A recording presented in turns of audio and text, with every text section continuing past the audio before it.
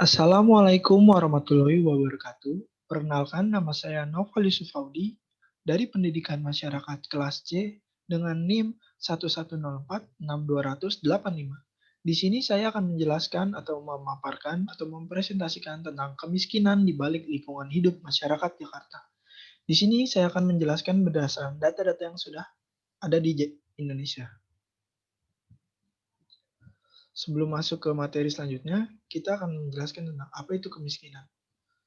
Kemiskinan adalah ketidakmampuan untuk memenuhi standar minimum kebutuhan dasar yang meliputi kebutuhan makanan maupun non-makanan. Penduduk miskin adalah penduduk yang berada di bawah suatu batas atau disebut sebagai garis kemiskinan. Nah, maksudnya apa? Kemiskinan adalah posisi di mana seseorang tidak bisa memenuhi kebutuhan dasar, baik meliputi makanan maupun non-makanan. Dan penduduk miskin adalah orang yang mendapatkan keadaan tersebut. Nah, selanjutnya ada garis kemiskinan. Garis kemiskinan merupakan nilai minimum rupiah yang harus dikeluarkan untuk memenuhi kebutuhan hidup, baik kebutuhan hidup minimum makanan maupun kebutuhan hidup minimum non-makanan. Nah, jadi garis kemiskinan menjadi batas paling rendah untuk seseorang masuk dalam golongan orang-orang miskin. Selanjutnya ada Indonesia menduduki peringkat 4 penduduk terbanyak di dunia. Pertama ada Cina dengan 1.407.340.000 jiwa, dan kedua ada India 1.370.360.000 jiwa, Amerika 334.814.000 jiwa, dan Indonesia 268.074.600 jiwa. Dengan penduduk Indonesia yang masih banyak ini, 268.074.600 jiwa. Pemerintah Indonesia masih belum bisa membenahi perekonomian Indonesia dengan baik dan benar. Maka dari itu, banyak kota-kota atau daerah-daerah di Indonesia yang masih memiliki perekonomian yang rendah atau tingkat kemiskinan yang tinggi. Salah satunya DKI Jakarta. Kemiskinan di DKI Jakarta mencapai 480.000 orang. Yang awalnya tidak segitu, penduduk miskin di DKI Jakarta telah bertambah menjadi 480.000 orang pada Maret 2020. Di antara 480.000 orang itu, Jakarta Utara menyumbang sebanyak 2,76%, Jakarta Timur 3,46%, Jakarta Selatan 2,86%, Jakarta Barat 1,02%, dan Jakarta Pusat 1,71%. Nah, efek dari kemiskinan di DKI Jakarta apa? Menjadi kumuh. Apa sih hubungan kumuh dengan kemiskinan? Di mana banyak daerah di Jakarta yang miskin atau tingkat ekonominya rendah itu kumuh.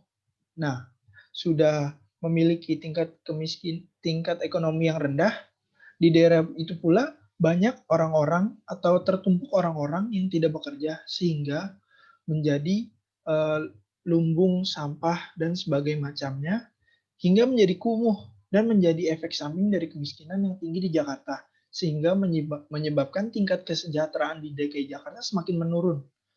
Nah, oleh karena itu, melihat tingginya kemiskinan, pemerintah pun menciptakan program, yaitu dengan mengubah pemukiman kumuh menjadi bersih. Tapi, bagi masyarakat miskin kota Jakarta, pemerintah membangun rumah susun sebagai tempat tinggal barunya bagi warga yang terkena gusuran. Nah, dengan digusurnya rumah-rumah mereka ini untuk dibangunkan tempat yang baru yang lebih baik dan lebih bersih demi meningkatkan kesejahteraan di DKI Jakarta, mereka harus terkena gusuran. Nah, efek sampingnya selain itu ada apa?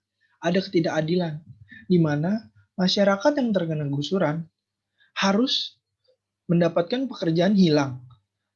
Dan selain itu, yang awalnya diembel-embeli oleh pemerintah bayar sewa itu gratis, ternyata hanya 3 bulan saja gratisnya. Setelah itu, masyarakat harus membayar sebanyak Rp500.000 kepada pihak pengelola. Dan karena banyaknya ketidakadilan ini, mereka pun akhirnya menunggak dan tidak mampu membayar. Jika sudah mencapai 5 bulan tunggakan, maka dia harus disegel dan tidak mau harus keluar dari rusun tersebut. Yang ketiga ada terbuang ke daerah yang jauh. Kenapa? Karena rusun yang dibangun oleh pemerintah kebanyakan jauh dari tempat asal mereka, dan bahkan ada yang di ujung Jakarta Utara, yang dimana di sana memanglah tempat yang asri bersih, tetapi tidak ada tempat pekerjaan yang baik buat mereka, sehingga mereka merasa kecewa. Nah, urgensi perubahan sosial di sini apa? Masyarakat pun akhirnya hilang kepercayaan kepada pemerintah, merasa kecewa dan melawan.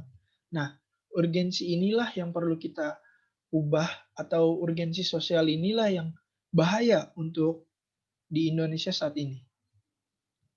Nah, sebagai agen perubahan, kita tuh harus menjalankan kolaborasi antara pemerintah dan masyarakat. Nah, di sini pemerintah harus merubah cara mereka menjalankan programnya. Kenapa? Karena programnya tidaklah sesuai dengan apa yang dijanjikan. Seperti yang tadi saya bilang, rusun yang awalnya dibilang gratis ternyata hanya 3 bulan gratis. Dan cara penggusurannya pun bisa dibilang memaksa.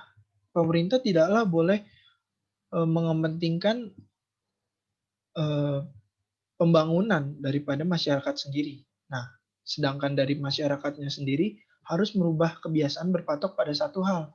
Misalkan, masyarakat tidak boleh kebiasaan berpatok pada satu pekerjaan, satu keahlian. Karena pada saat seperti ini pun akhirnya pada saat dia pindah ke rusun yang baru atau tempat tinggal yang baru, dia bingung harus bagaimana, tidak memiliki keahlian dan tidak memiliki pekerjaan lain. Nah, oleh karena itu, kolaborasi antara pemerintah dan masyarakat dapat menjadi suatu perubahan yang maksimal dan menjalankan kehidupan. Nah, fokus permasalahan di sini adalah penggusuran dan pemindahan. Pertama, pemerintah harus mengubah cara dalam melaksanakan program, walaupun lambat tetapi mementingkan rakyat. Mengapa? Seperti yang saya bilang, penggusurannya secara tidak langsung memaksa, mau tidak mau masyarakat akhirnya pindah ke rusun. Padahal rakyat sendiri tidak mau pindah, karena memang disitulah sumber ekonomi dia berasal. Dan kedua, pemindahan. Pemindahan pemerintah di sini terlalu jauh, atau dari titik pindah kotanya, tempat asalnya menjadi jauh sekali, sehingga dia mendapatkan tempat baru yang dia kebingungan harus berbuat apa, dan sehingga malah membuat perekonomian semakin menurun lagi. Nah, di situ pemerintah harus mengubah dengan caranya, dengan cara penggusurannya walaupun lambat tetapi mementingkan rakyat. Di sini pemerintah harus pelan-pelan, walaupun pelan-pelan tetapi rakyat pun senang. Dan pemindahan ini juga seharusnya tidak perlu jauh-jauh dan harus strategis, harus mementingkan masyarakat juga, walaupun di sana asli, tapi pemerintah harus memikirkan uh, apakah di sana ekonomi dia bisa bertambah, apakah faktor-faktor lainnya bisa meningkatkan kesejahteraannya. Itulah yang harus diperbaiki. Nah, minat perubahan di sini yang saya dapat adalah memberdayakan melalui workshop atau kegiatan yang mengembangkan suatu potensi diri orang dewasa tersebut. Dengan adanya memberdayakan atau mengadakan workshop, mengadakan penyuluhan, warga-warga atau masyarakat yang pindah ke daerah sana pun akhirnya tidak perlu bingung-bingung. Misalkan dengan adanya kursus menjahit, mereka bisa membuat suatu kerajinan tangan seperti tas-tas yang dijahit, yang dirajut. Akhirnya dia bisa berjualan itu dan diposting online, dan mereka bisa mendapatkan keuntungan atau perekonomian mereka kembali membaik, walaupun di daerah atau tempat yang mereka tidak tahu juga. Itu. Nah, selanjutnya ada isu-isu sosial. Di sini ada dua isu sosial yang menjadi fokus saya. Pembayaran yang tak sesuai, di mana rusun yang dibilangnya hanya gratis, tetapi hanya 3 bulan pertama, yang selanjutnya dibayar 500.000. Itu merupakan isu-isu yang tidak harusnya terjadi ya, antara pemerintah dan masyarakat. Dan akhirnya dengan cara pemerintah ya penggusuran itu yang tidak mengayomi rakyat atau tidak sesuai dengan kemauan rakyat, akhirnya terjadi penolakan-penolakan di mana-mana. Dan hingga ada bentrokan di Balimester, tepatnya di penggusuran Kali Ciliwung. Nah, kesimpulannya, kita sebagai agen perubahan harus bisa menyadarkan masyarakat akan perubahan terhadap diri sendiri yang bisa mempengaruhi kehidupan sendiri. Maksudnya bagaimana? Kita sebagai agen perubahan harus bisa menyadarkan masyarakat akan keterampilan, pendidikan, itu penting buat dirinya sendiri karena suatu saat dia pindah atau tidak melakukan kebiasaan seperti biasanya, dia masih memiliki atau mengantongi keterampilan dan pendidikan yang dia bisa simpan itu. Dan juga kepada pemerintah juga harus bisa mengayomi masyarakat secara lebih baik lagi dan mengubah cara-cara mereka dalam menjalankan program. Nah, di sini ada quotes, pemimpin yang hebat adalah mereka yang bersama rakyat. Oleh karena itu, pemerintah harus bersama rakyat. Baik, sekian penjelasan atau presentasi dari saya. Apabila ada kurang-kurang kata atau salah-salah kata atau salah-salah penyampaian informasi, di sini saya meminta maaf yang sebesar-besarnya. Wabillahi taufiq wal hidayah. Wassalamualaikum warahmatullahi wabarakatuh.